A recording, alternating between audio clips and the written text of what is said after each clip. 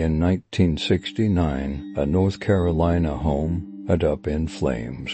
Inside, Thomas Burke, husband to Velma Barfield, was found dead. At first, no one suspected a thing, but this incident marked the beginning of a deadly pattern.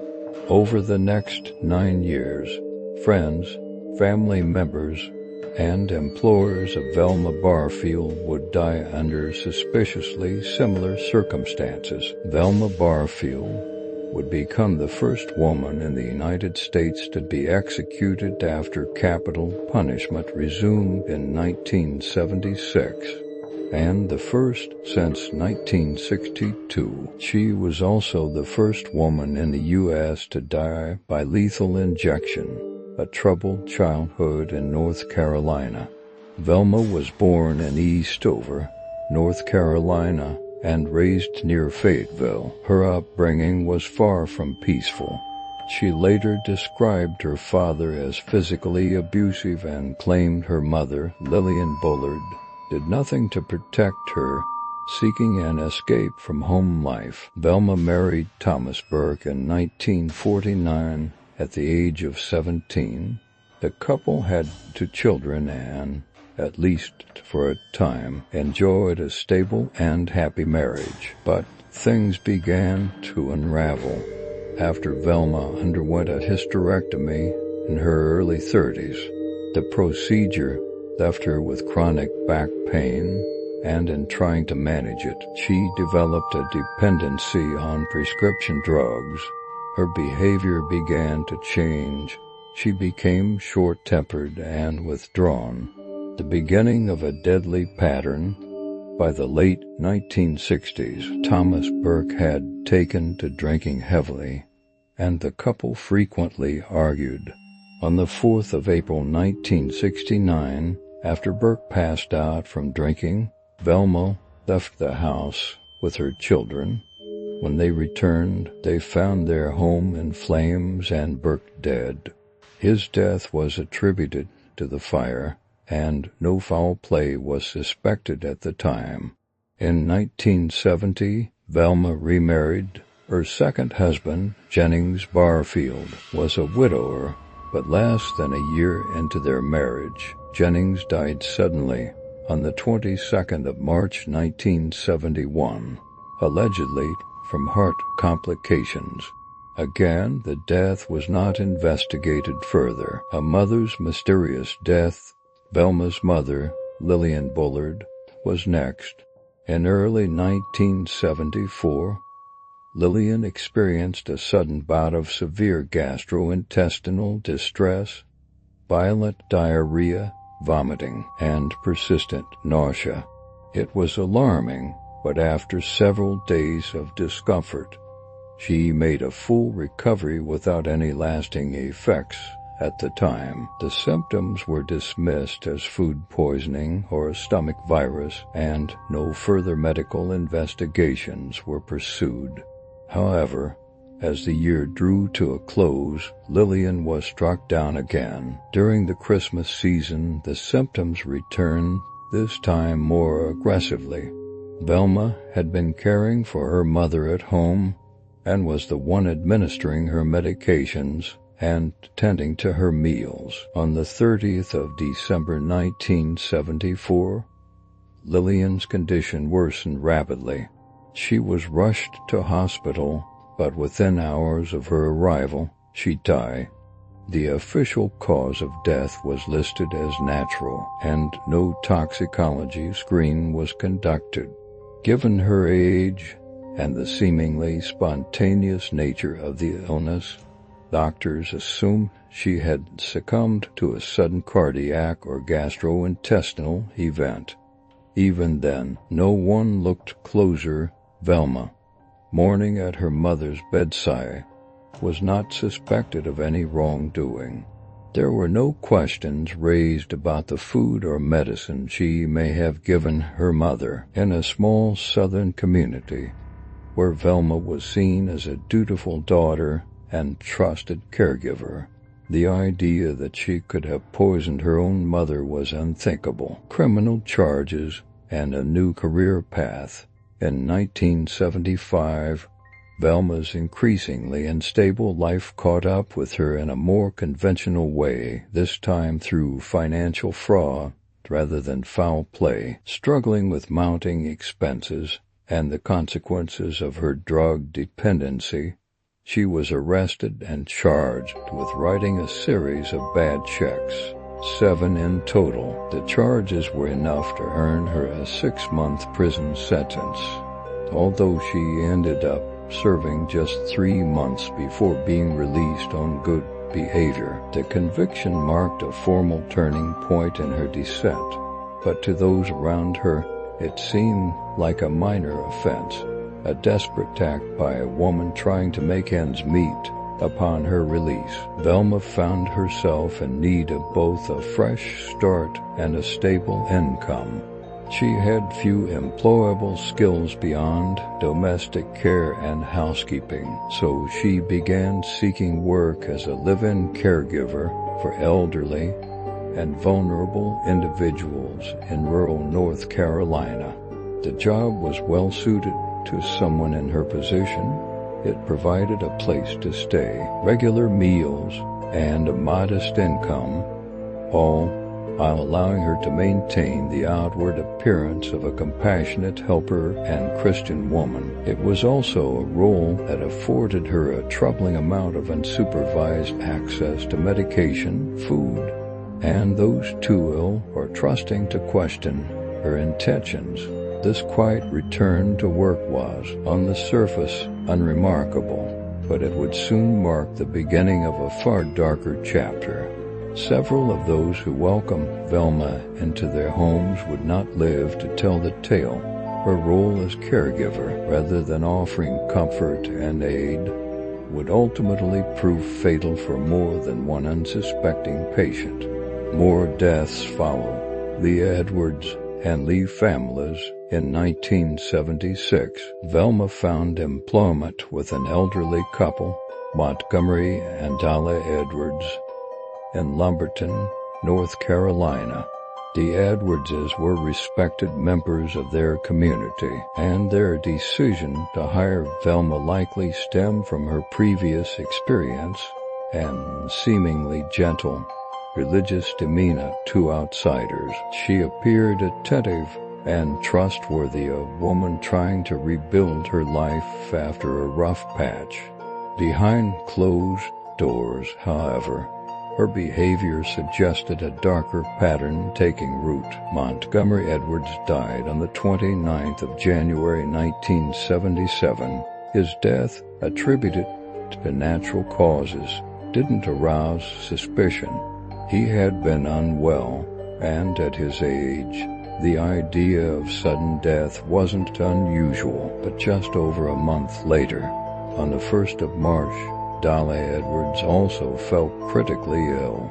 Her symptoms were acute and agonizing, severe stomach cramps, vomiting, and diarrhea, much like those that had preceded the death of Velma's mother. Despite medical attention, Dolly's condition deteriorated rapidly, and she passed away within hours. Unlike her husband, Dolly's death came as more of a shock. She had been in better health, and the rapid onset and severity of her symptoms were disturbing. Still, no foul play was suspected. Velma, once again, was seen as the grieving companion and loyal nurse.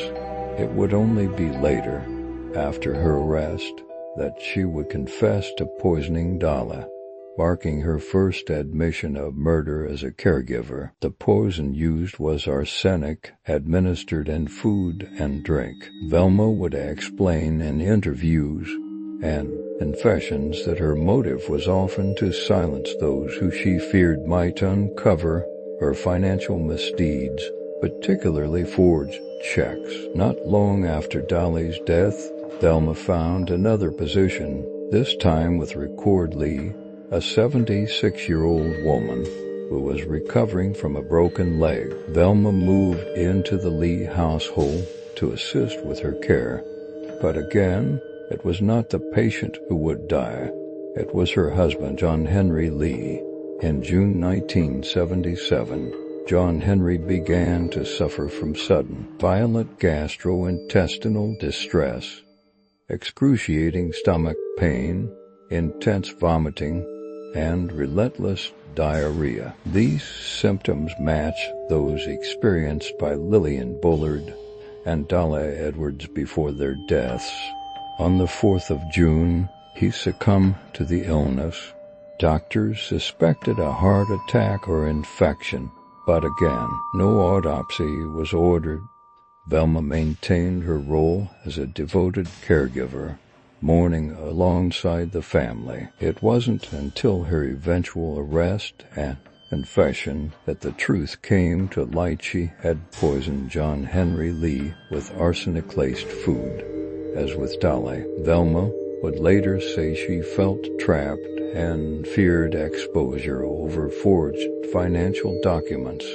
In hindsight, these deaths stacked so closely together, each involving symptoms consistent with arsenic poisoning, painted a clear pattern. Yet at the time, Velma Barfield was able to move undetected from one home to another, leaving behind a trail of unexplained tragedies. The boyfriend who knew too much. By early 1978, Velma Barfield had entered into a romantic relationship with a man named Roland Stewart Taylor. Taylor, a widower himself, was related to Dahlia Edwards, one of Velma's previous employers who had died under suspicious circumstances just a year earlier. The relationship offered Velma a sense of companionship and financial security, but it also created a new vulnerability. Taylor was a cautious man, and over time, he began to notice discrepancies in his bank account.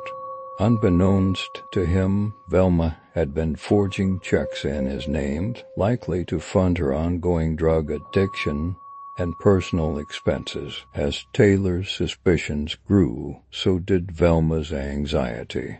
Fearful that he might confront her, or worse, go to the police, she took matters into her own hands in the most chilling way she knew how. She began slipping arsenic-based rat poison into his drinks, including his tea and beer. Taylor, unaware of the danger, gradually fell ill. His symptoms mirrored those of Velma's earlier victims: severe gastrointestinal distress, confusion, weakness, and dehydration.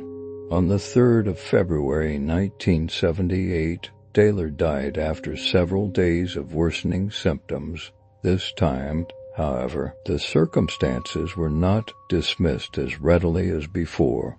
Taylor had been in relatively good health, and the suddenness of his decline prompted an autopsy. The forensic results were unequivocal. Arsenic was found in his system at fatal levels.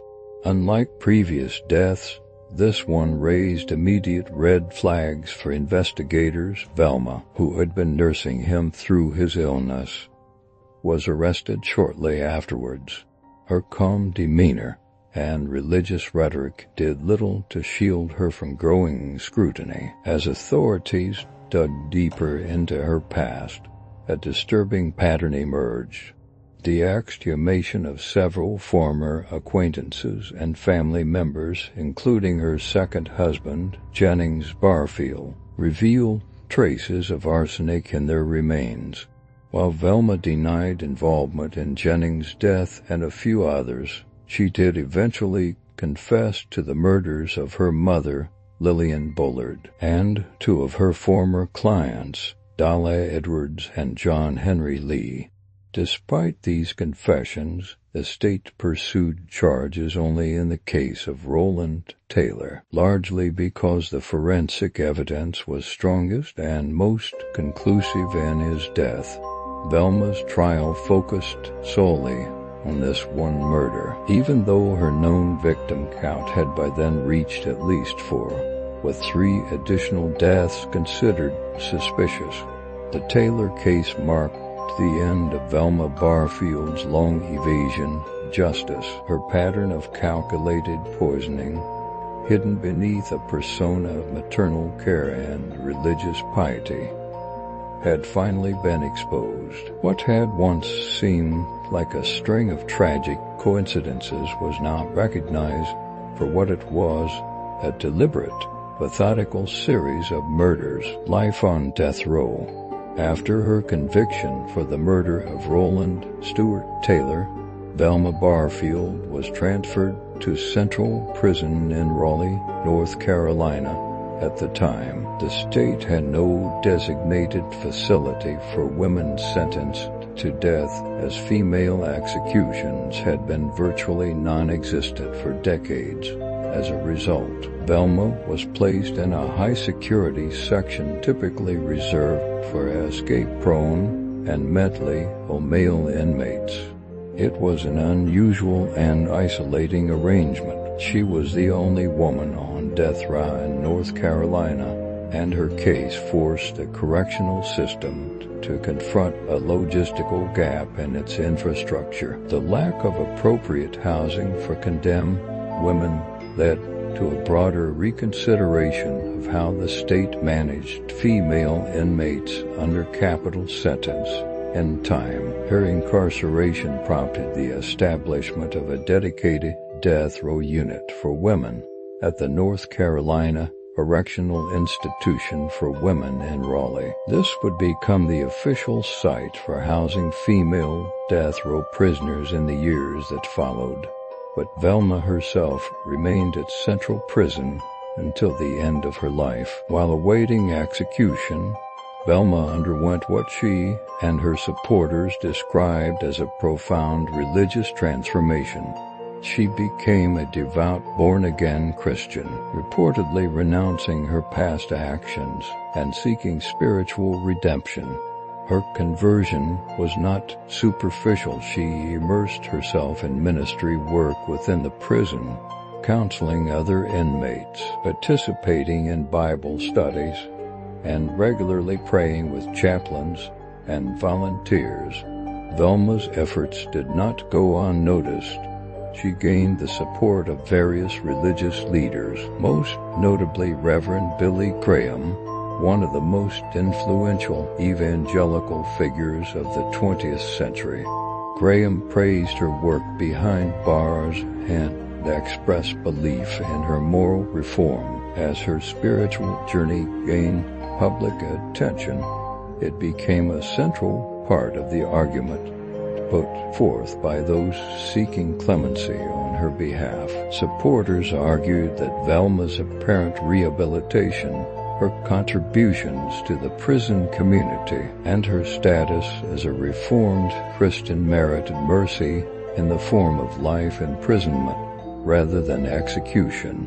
Her case began to attract media interest, and public opinion was divided. Some saw her as a dangerous manipulator hiding behind religious sentiment, while others believed she was a genuine example of remorse and personal transformation. In interviews, Velma spoke openly about her crimes and her faith. She never asked for release, but hoped that her story might serve as a warning to others about the consequences of addiction and the redemptive power of religion. Whether her conversion was sincere or strategic remains a point of debate, but within the prison walls, many testified to her quiet, insistent efforts to support and uplift fellow inmates. Mental illness claims and final appeals.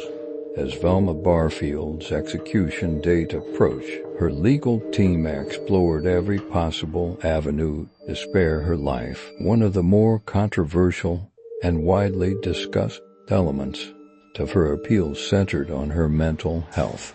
Her lawyers argued that Velma suffered from dissociative identity disorder, a psychiatric condition formerly known as multiple personality disorder. The disorder, characterized by the presence of two or more distinct identities or personality states, within a single individual is typically associated with severe trauma, especially in early childhood. To support this claim, the defense enlisted the expertise of Dr. Dorothy Otno Lewis, a respected psychiatrist affiliated with New York University and known for her studies on violent criminal behavior. Dr. Lewis had examined Velma at length and testified that one of her alternate personalities, a male persona named Billy, had emerged as a psychological protector in response to repeated episodes of sexual abuse that Velma allegedly endured as a child. According to Lewis, Billy was the part of Velma that took over during moments of emotional stress or danger, and it was Billy, not Velma, in her core identity, who had committed the murders. The implication was profound. If Velma had not been in control of her actions, or even conscious of them, could she truly be held legally accountable in the same way? It was a question that pushed against the limits of conventional criminal jurisprudence at the time. However, dissociative identity disorder was not widely accepted or well understood in the legal system during the late 1970s and early 1980s. Skepticism ran high, and the concept of a fragmented identity responsible for heinous crimes was seen by many as too convenient or too implausible to be credible. The presiding judge in Velma's case famously dismissed the argument. His response to Lewis's testimony was blunt and unsympathetic. "One of them did it," he reportedly said. "I don't care which one." The line captured the prevailing attitude among much of the judiciary.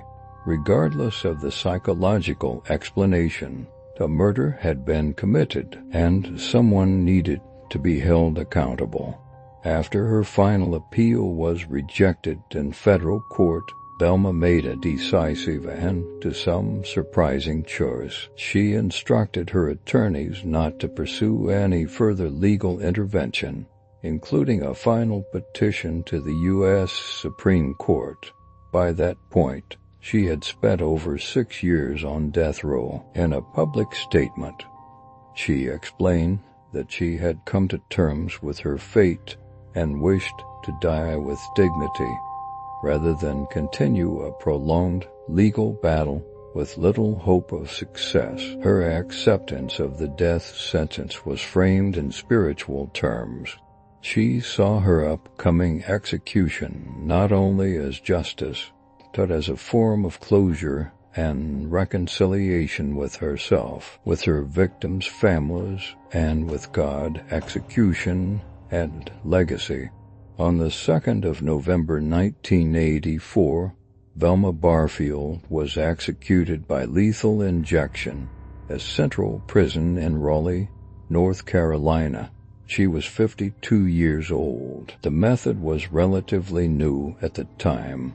Lethal injection had only recently been introduced as an alternative to the electric chair or gas chamber, with the intention of offering a more humane form of capital punishment. Velma's execution marked a grim milestone. She became the first woman in the United States to be executed since the death penalty was reinstated in 1976. And the first woman executed in the country since 1962. She was also the first woman in the nation to be put to death using lethal injection. In the hours before her execution, Velma declined a traditional meal and instead requested a modest final indulgence: cheese doodles and a Coca-Cola. It was a strangely ordinary choice, perhaps reflecting her unpretentious Southern background, or perhaps signaling her acceptance of the inevitable. As she was led to the death chamber, she maintained her composure. In her final statement, she offered a message of sorrow and gratitude. "I know that everybody has gone through a lot of pain, all the families connected and I am sorry. And I want to thank everybody who have been supporting me all these 6 years, despite the serious nature of her crimes. Velma's time on death row had attracted a number of supporters, many from religious communities who believe that her prison ministry work and apparent spiritual transformation merited mercy. She had written letters, participated in Bible studies, and ministered to fellow inmates during her incarceration, all of which led some to view her more as a symbol of redemption than as a remorseless killer.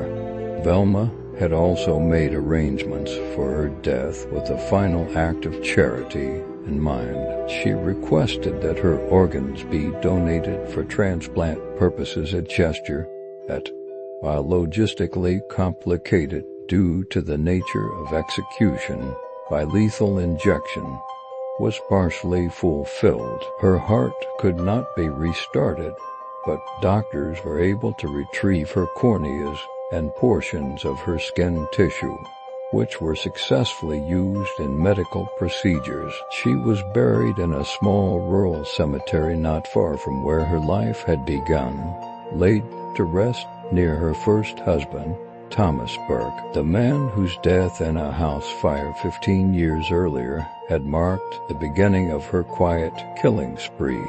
Yet Velma's execution did not pass quietly. It became the focus of political controversy, particularly in the context of the 1984 U.S. Senate race in North Carolina. Then Governor Jim Hunt, who had the authority to commute her sentence to life imprisonment, declined to intervene. Hunt was in the midst of a high-profile campaign against incumbent Senator Jesse Helms, a race characterized by fierce rhetoric and sharply drawn political lines. Critics accused Hunt of allowing Velma's case to become politicized, suggesting that he refused clemency in order to appear tough on crime and avoid alienating conservative voters. The case divided public opinion. To some, Velma Barfield was a cold, calculating murderer who had taken advantage of vulnerable people. To others, she was a reformed solo woman who had made terrible choices, but who had found spiritual peace and tried to make amends. Her story became a touchstone in the national conversation about capital punishment, mental illness, and redemption, raising uncomfortable questions about the limits of justice, forgiveness, and the role of politics in matters of life and death.